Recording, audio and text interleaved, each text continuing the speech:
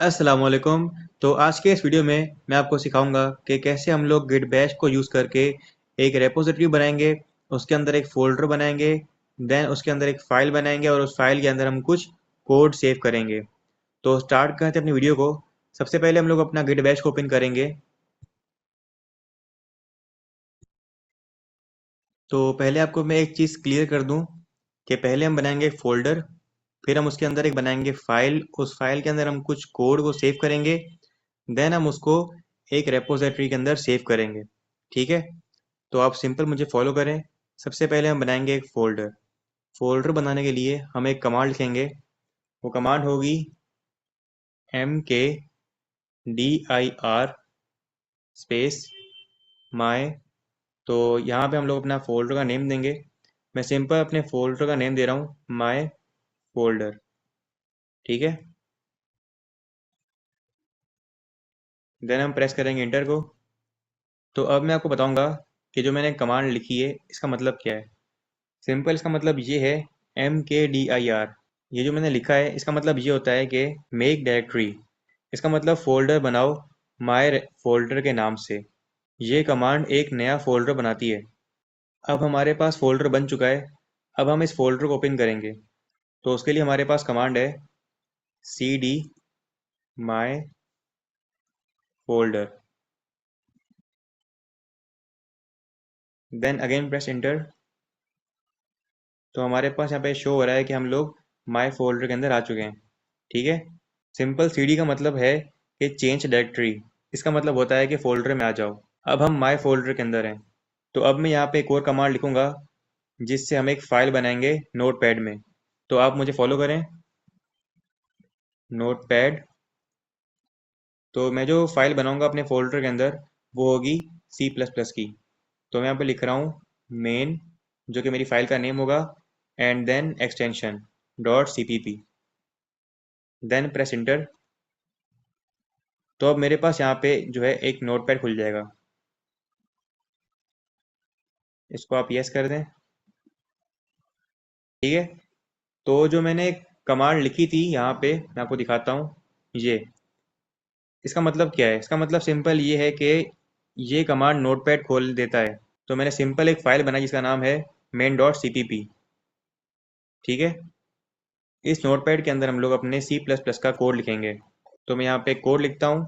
तो मैंने यहाँ पे कोड लिख दिया है। अब हम प्रेस करेंगे कंट्रोल S को ताकि ये सेव हो जाए और फिर हम नोटपैड को क्लोज कर देंगे। देन हम बनाएंगे एक रेपोजिटरी जिसके लिए हम एक कमांड लिखेंगे। तो आप सिंपल मुझे फॉलो करें अगेन। हम लिखेंगे गिट, देन हम प्रेस करेंगे इंटर को।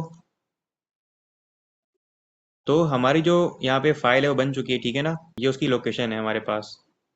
ठीक है, और हमारे पास बनी है ये मास्टर ब्रांच के अंदर। तो अब मैं आपको एक्सप्लेन करता हूँ कि यहाँ जो मैंने लिखी थी कमांड इसका मतलब क्या है।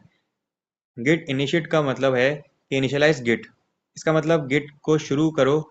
ये कमांड डॉट गिट फोल्डर बनाता है जो आपके कोड को ट्रैक करता है। अब आपकी रेपोजिटरी रेडी है। तो हमारे पास यहाँ पे एक और कमांड है जिसको हम लिखेंगे अभी ls, देन प्रेस इंटर।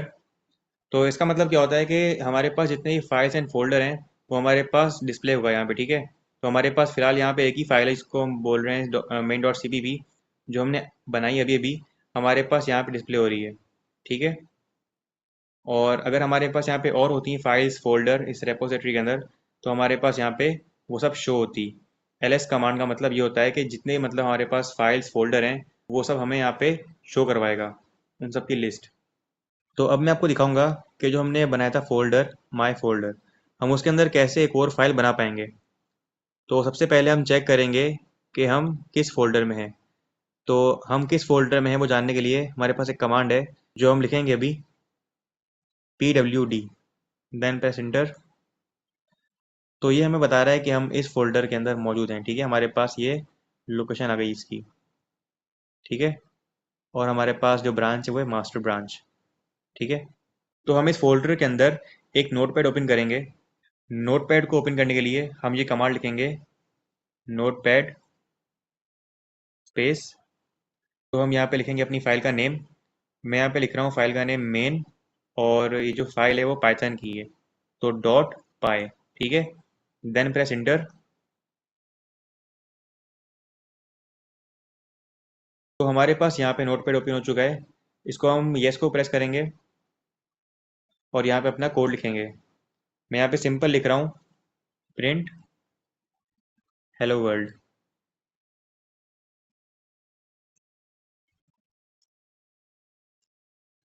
ठीक है। देन हम प्रेस करेंगे कंट्रोल एस ताकि ये सेव हो जाए, और फिर हम नोटपैड को क्लोज कर देंगे। तो जैसा मैंने आपको बताया था पहले कि एक कमांड होता है ls, अभी हम वो टाइप करेंगे ls, देन प्रेस इंटर। तो अभी हमें शो करवा रहा है कि जो हमारे पास माई फोल्डर है उसके अंदर हमारे पास दो फाइल्स हैं, एक मेन डॉट cpp जो हमने पहले बनाई थी, और एक मेन डॉट पाई जो हमने अभी बनाई है। तो अभी हम सीखेंगे कि हम कैसे किसी फाइल को अपने फोल्डर से रिमूव कर सकते हैं। तो पहले हम प्रेस करेंगे ls कमांड को, ठीक है। हमारे पास शो हो रहा है कि हमारे पास माई फोल्डर मास्टर ब्रांच में दो फाइल्स हैं, ठीक है, मेन डॉट cpp और मेन डॉट पाई। मतलब एक फ़ाइल सी प्लस प्लस की और एक फ़ाइल पाइथन की है, ठीक है। तो अभी हम यहाँ पे एक कमांड लिखेंगे फाइल को रिमूव करने के लिए। वो कमांड बहुत सिंपल है, हम प्रेस करेंगे RM, ठीक है। और जिस फाइल को आपने रिमूव करना है वो हम यहाँ पे लिखेंगे मेन डॉट पाई, ठीक है। मैं जो पाइथन वाली फाइल है इसको रिमूव कर रहा हूँ, ठीक है। Then press enter. तो हमारे पास वो जो फाइल है वो रिमूव हो चुकी है, ठीक है। अभी हम प्रेस करेंगे अगेन ls को ताकि हम चेक करें कि हमारे पास कितनी फाइल्स मौजूद हैं। तो हम प्रेस करेंगे ls कमांड को, देन प्रेस इंटर। तो हमारे पास यहाँ से जो मेन डॉट पाई वाली फाइल थी वो यहाँ से रिमूव हो चुकी है, और हमारे पास सिर्फ मेन डॉट cpp फाइल पड़ी है, ठीक है। तो अभी हम सीखेंगे कि हम कैसे एक फोल्डर को डिलीट करेंगे। जैसा कि मैंने फोल्डर बनाया है माई फोल्डर, ठीक है, हम उसको यहाँ से अभी रिमूव करेंगे। तो पहले हम अपने फोल्डर से बाहर आएंगे। उसके लिए हमारे पास कमांड है cd स्पेस देन दो डॉट, ठीक है। Then press enter. अब ये जो मैंने कमांड लिखी है, ठीक है, ये कमांड, इसका मतलब बेसिकली क्या है कि इसका मतलब है कि जो पेरेंट फोल्डर है उसमें आ जाओ, ठीक है। अगर आप माई फोल्डर में हो तो ये कमांड आपको बाहर ले आएगा। अभी हम चेक करते हैं लोकेशन, ठीक है। अब तो अभी हम लिखेंगे यहाँ पे pwd कमांड, ठीक है। Then press enter. तो बता रहे हैं हमें कि हम यहाँ पे अभी मौजूद हैं। अभी हम यहाँ से अपने फोल्डर को रिमूव करेंगे, ठीक है।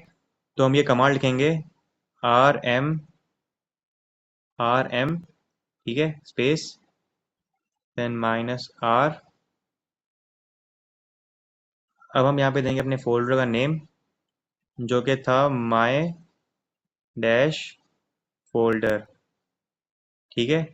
देन हम प्रेस करेंगे इंटर को। हमारे पास अब यहाँ से फोल्डर रिमूव हो चुका है। तो बेसिकली जो मैंने यहाँ पे कमांड लिखी है इसका मतलब है कि रिमूव रिकर्सिवली, इसका पूरा फोल्डर और उसमें जो भी फाइल्स हैं वो सब यहाँ से रिमूव हो जाएंगे। -r का मतलब है रिकर्सिव, मतलब कि सब कुछ अंदर तक रिमूव हो जाए। तो अब मैं यहाँ पे आपको एक बात एक्सप्लेन कर दूँ। ये जो हमारे पास लिखा है मास्टर, ठीक है, तो इसका मतलब ये है कि जो हमारा ये फोल्डर था ये हमारा मास्टर ब्रांच के अंदर था। तो बेसिकली मास्टर ब्रांच में क्या होता है कि आपका जो मेन ओरिजिनल कोड है वो होता है, ठीक है। आप अभी के लिए इतना समझो बस। और जैसा कि मैंने ऊपर रेपोजिटरी का जिक्र किया था, हमने मतलब पहले बनाया था एक फोल्डर, उसके अंदर हमने बनाई थी फाइल, हमने फाइल के अंदर ओपन किया नोटपैड को, फिर हमने उन सबको मतलब एक रेपोजिटरी के अंदर रखा। रेपोजिटरी क्या होता है, बेसिकली एक फोल्डर होता है जिसके अंदर हम अपने फोल्डर और फाइल्स को रखते हैं, ठीक है। तो आज के इस वीडियो में हमने सीखा कि कैसे हम एक फ़ोल्डर बनाते हैं, और उस फ़ोल्डर के अंदर हम कैसे एक फ़ाइल बनाते हैं, और उस फ़ाइल के अंदर हम कैसे कोड को सेव करते हैं। और हमने उसको रिमूव भी किया फ़ाइल को, फ़ोल्डर को, ठीक है। और हमने बहुत सारे नए नए कमांड सीखे। तो अगर आपको वीडियो अच्छी लगी हो तो उसको लाइक करें और हमारे चैनल को सब्सक्राइब करें ताकि आपको इसकी आने वाली वीडियोस मिलती रहें। तो मिलते हैं नेक्स्ट वीडियो में, तब तक के लिए अल्लाह हाफिज़।